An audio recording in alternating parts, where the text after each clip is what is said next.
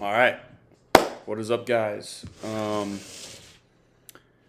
Today we're going to be going over the trade from yesterday, April 20th, and it was an L. We haven't even won this on this series yet, which is honestly kind of crazy. But I'm learning a lot from, this trading slump. One thing that I will say that I'm very proud of and happy of is I'm maintaining my emotions well. I think that's something that's going to definitely further benefit me in the future. But yeah, we are in a trading slump still, and we are going to get out of it. 100% believe in that. I'm building a lot of habits, a lot of good habits to be getting out of this trading slump, and I'm changing up a lot of things as far as, bad habits and stuff like that. So I feel pretty good. Mental capacity and the mental clarity, it's still there. Like, I have really good mental clarity. Obviously, like, losing sucks, don't get me wrong. I'm a human. It's going to suck, especially on, the trading slump that I've been on. I mean, if we take a look at our journal here, it's honestly been really rough. Since starting this new journal, New York AM Trading Journal 2, I've only had one win in 5 break-evens and 3 losses.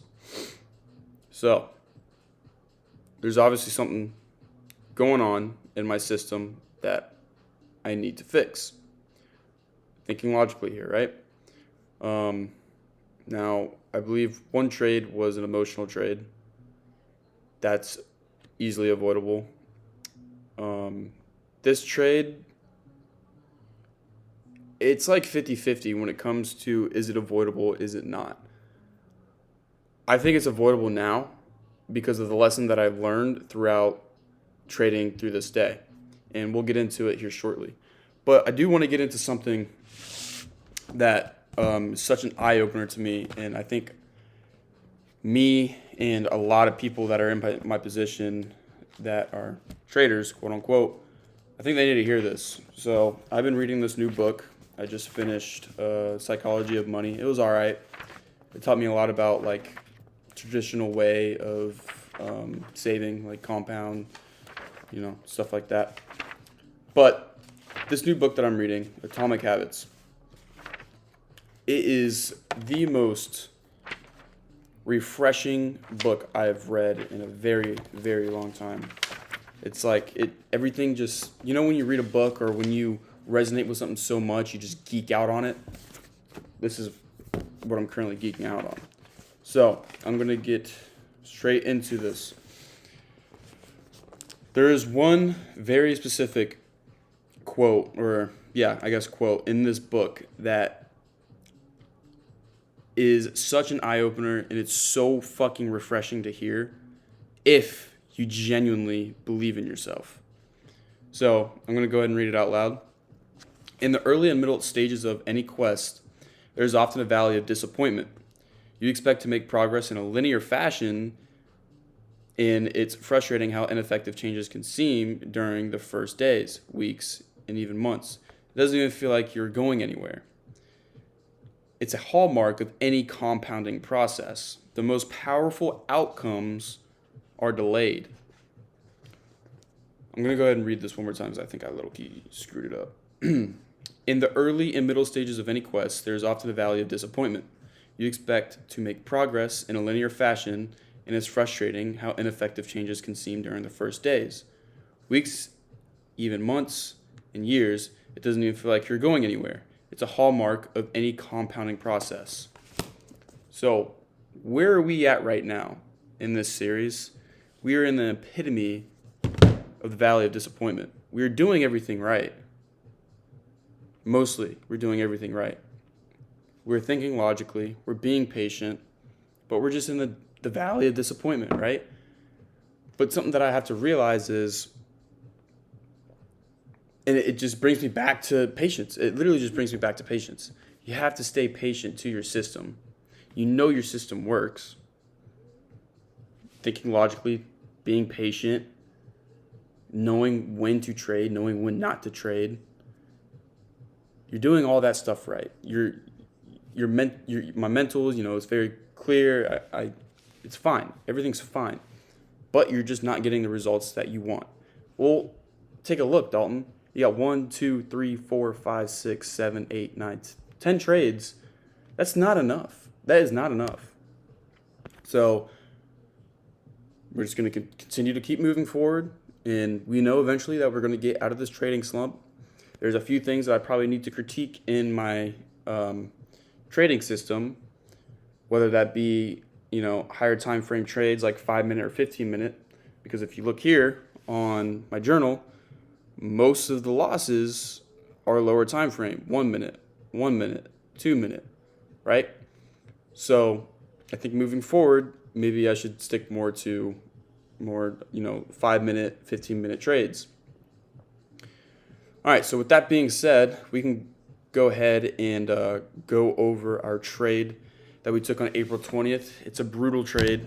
It's looking back on it, yes, it's avoidable, but it's kind of iffy. It's kind of iffy. It's like in the lines of a statistical loss and an avoidable trade. So we'll get into it. Here we go. Coming into market open, I think, it's a Monday. And immediately I'm bullish to all-time highs. We open up this NWOG, this new week opening gap. Right here. Let me go ahead and delete these real quick. Yep. So we opened up this NWOG. And immediately coming into the market open, what did I want to see? What were my draws on liquidity? It was all-time highs, and I believe it was like a gap fill somewhere around here or something like that. Okay? So pretty simple bias. Everyone had the same exact bias this day, and a lot of people got cooked this day. Now, what I kind of neglected coming into market open is that we dilly-dallied during Asia, London, and pre-market. Like, there's no good fair value gaps here that we can set as a condition or, as like a retracement too, right? There's just no good fair value gaps, and we're on the 1 hour. Ideally, you want to see at least a 1 hour or a 15-minute that's, nice and fat that we can retrace into. There's nothing here. So, yeah, the trade could be avoided by, pointing that out and realizing, hey, this day is probably not going to be very probable. But what can you do? You can learn from it. So this is what I learned from. And we'll get into, we'll actually go ahead and review today too because it's very similar and I didn't take a trade. So anyway, get back into the trade. I was very bullish. Everyone was pretty much bullish. What I wanted to see coming into market open, sorry, I'm going everywhere here. What I wanted to see coming into market open was a tap into this 30-minute. Let me go to the 30-minute here and try to make it easier for you guys. Here, you know what? I can just probably go ahead and do this. No. Oh my God.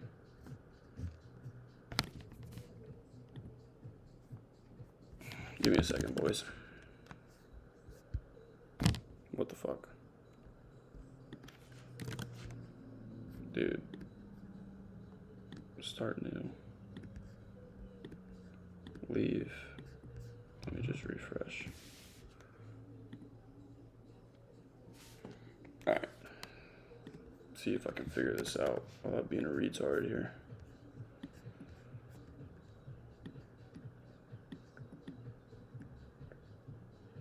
Alright.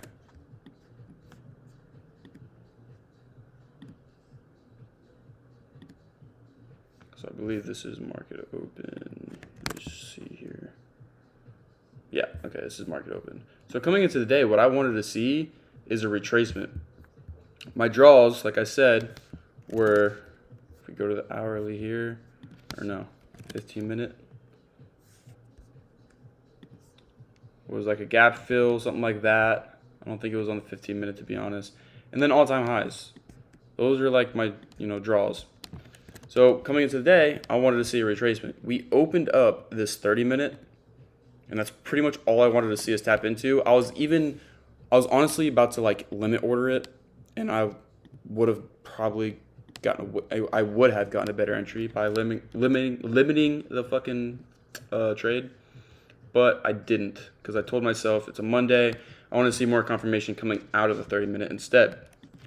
So now all we do is we wait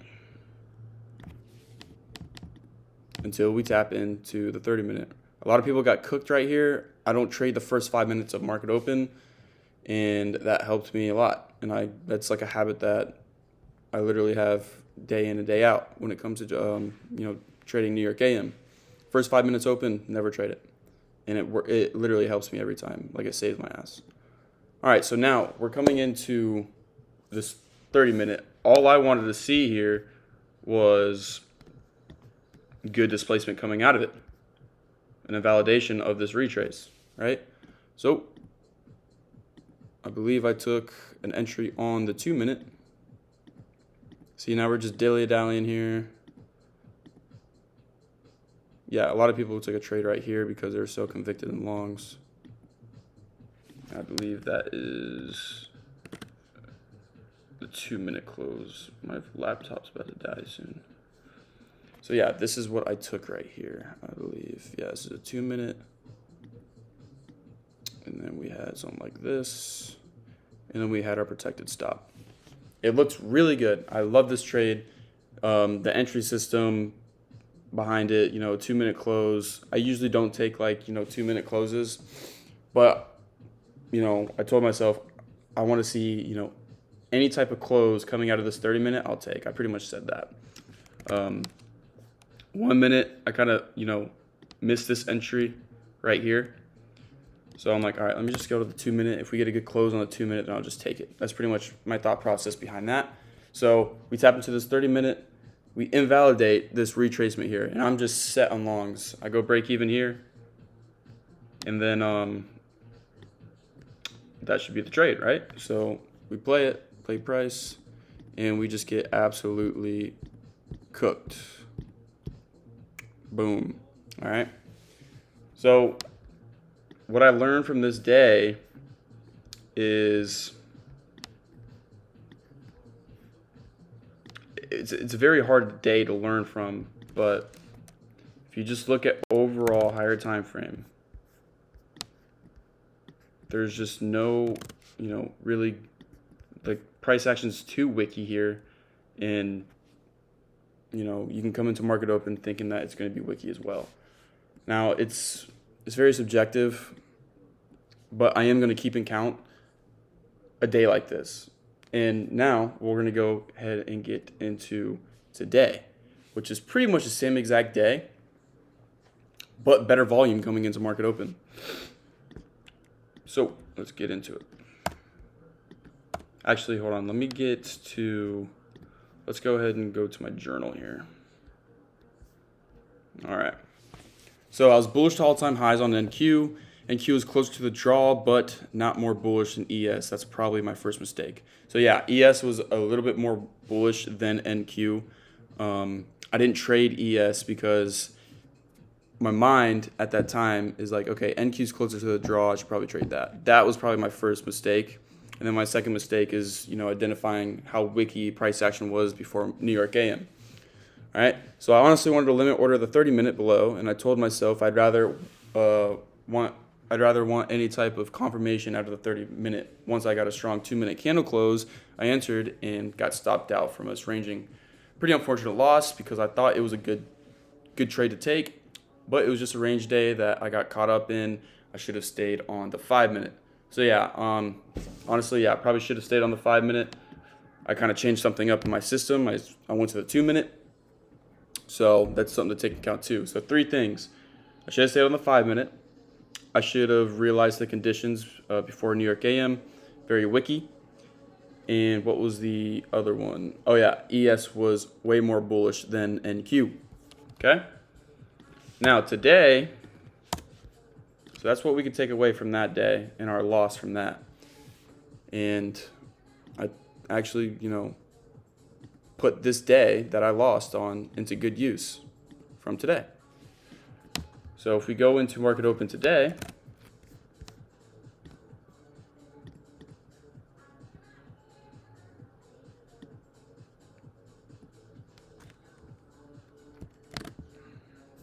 Jesus, bro. I hate this shit.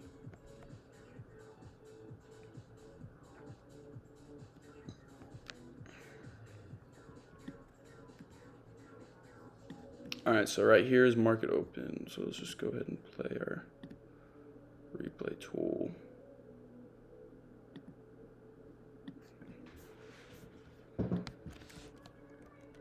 So coming into today, I literally saw no fair value gaps. The only thing I drew out, I think was, yeah, something like this. Something like that. I wanted to see us tap into equilibrium of, this swing low to swing high. And we got that. But, I mean, it just looked so shitty. And another thing is NQ already took out all-time highs during pre-market. So I was like, I'm super turned off from today. Just because we already hit, the draw, all-time highs. And there's literally no fair value gaps. Like, price action just looks shit overall. If you go on the hourly, there's no hourlies. Like, there's nothing. There's really nothing. I couldn't even find a 15-minute, I don't think. The one thing that you could say is we swept out all these London session and Asia session lows. You can go like that. But is the draw strong? No, because what do?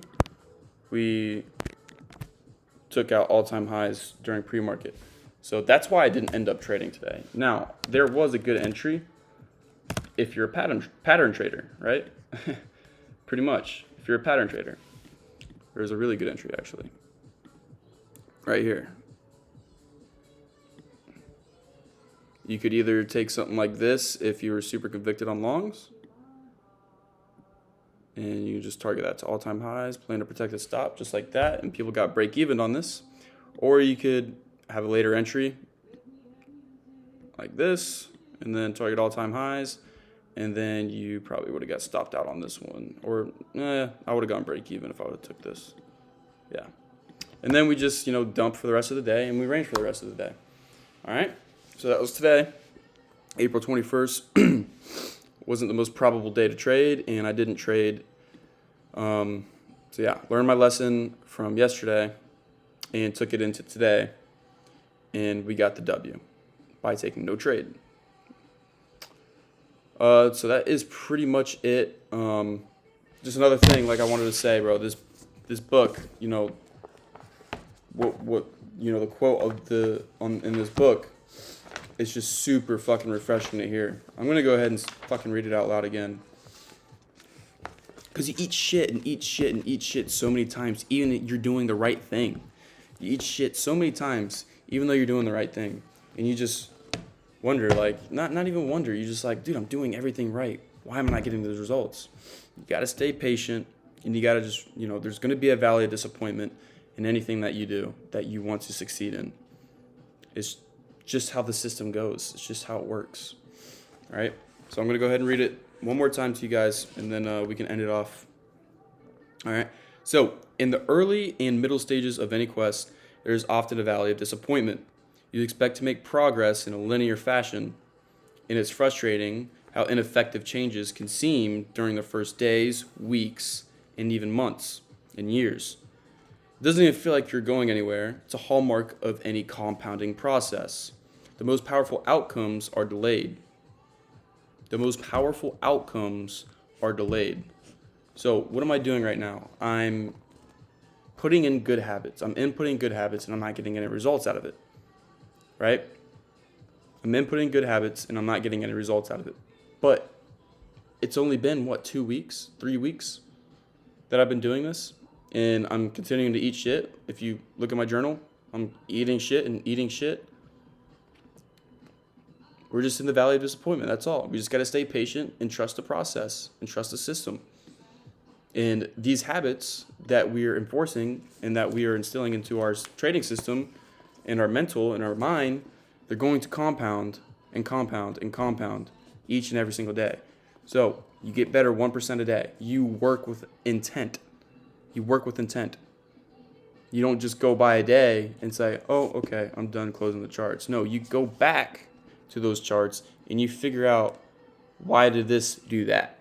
Why did my trade lose? Even if you really genuinely think that it's like a statistical loss, bro, go back in the charts. Go back in the charts and figure out why the fucking trade lost. And you'll find something. You'll find something that you can put into your data. And then you can look back on it. And then there you go. That's your intent. That's you getting 1% better a day.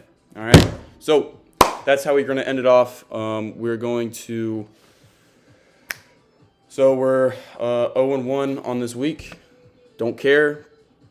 Do not care. It's nothing in my head. I feel good. I still feel good. This book, I literally picked up this book like yesterday. Started reading it. And literally the first few pages, it just completely like gave me so much fucking mental clarity. Unreal. And then praying and all this stuff too. It's just... mental clarity is through the roof. I feel good, even though we're in a shit state in trading, even though we are eating shit and eating shit. Like, this is normally how I never trade. This should really stun me and trip me out and, like, fuck with my mind, but it's not. I'm not going to let it win. I'm not going to let it win. I'm not going to let it consume me. I'm going to think logically about it, see what I can do, and, put the habits in place and put them in force and have them compound and get better each and every single day and stay consistent to it. That's all we got to do. We're going to get this shit, all right? Today is Tuesday. So Wednesday, Thursday, and Friday, I'll be alert. I'll be on the lookout to take a trade. If it's not there, it's not there. Then I don't take it, all right? I'll see you guys.